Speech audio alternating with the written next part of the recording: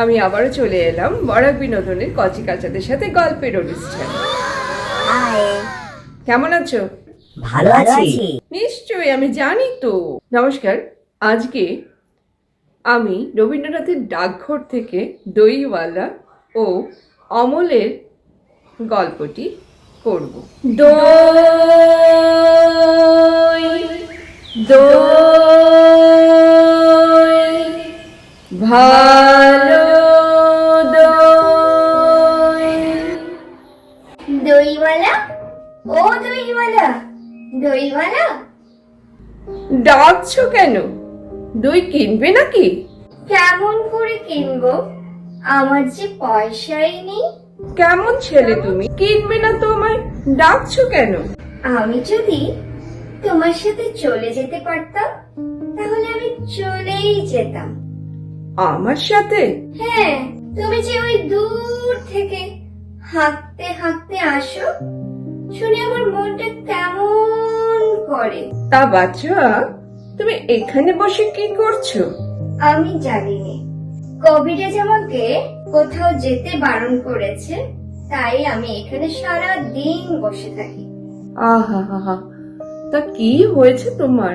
আমি জানিনি, আমি তো কিছু করিনি, তাই আমি জানিনি। তা দইওয়ালা, তুমি কোথা থেকে আসছো? আমি আমি আমাদের গ্রাম থেকে আসছি। অনেক দূরে তোমাদের গ্রাম? আমাদের গ্রাম সেই পাঁচকুড়ো পাহাড়ের কাছে, শ্যামলী নদীর ধারে। পাঁচকুড়ো পাহাড়, শ্যামলী নদী, কি জানি। হয়তো আমি তোমাদের গ্রাম দেখেছি, কবে কখন সেই মনে পড়ছে না। তুমি দেখেছো? পাহাড়তলায় কোনোদিনও গিয়েছিল নাকি? না, কোনো দিনও যাইনি, কিন্তু আমার যেন মনে হয় আমি গেছি, খুব কাছে থেকে দেখেছি। খুব পুরনো কালে একটি বড় গাছের তলায় তোমাদের সেই গ্রাম, একটি লাল রাস্তার ধারে। একদম ঠিক বলেছো বাবা। সেইখানে পাহাড়ের গায়ে গরু চড়ে বেড়ায়। কি আশ্চর্য! একদম একদম ঠিক বলছো বাবা।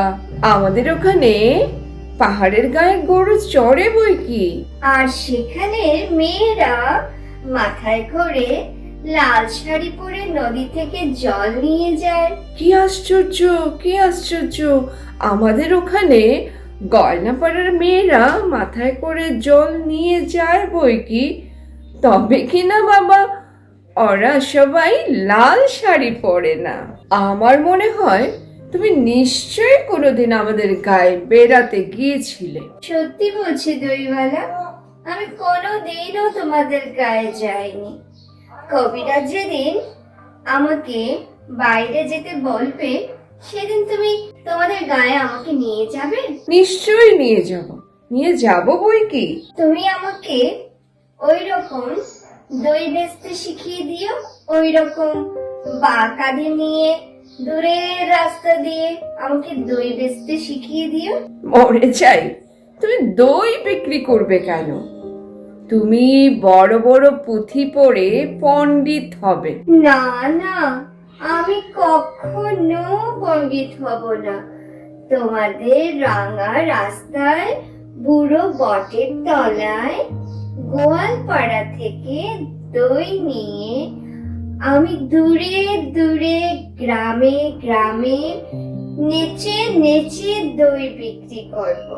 তুমি যেরম করে বলো, দই দই ভালো দই, আমার সুরটা শিখিয়ে দাও না গো। মরে যাই, ও সুর আবার শিখবার জিনিস নাকি? না না, ওই সুর আমার খুব ভালো লাগে।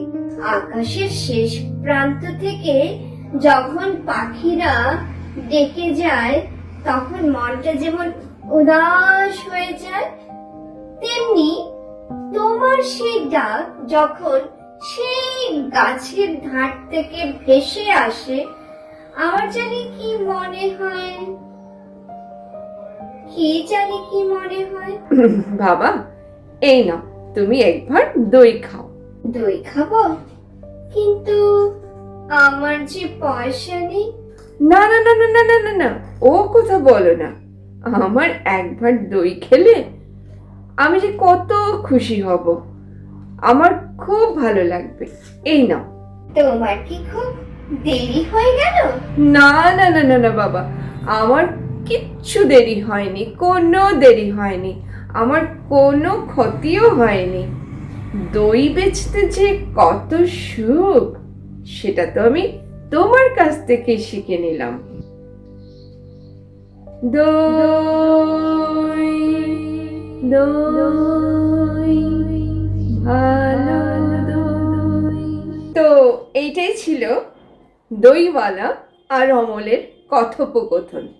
আজকের জন্য এই পর্যন্তই, আবারও দেখা হবে। তাহলে এখন টাটা।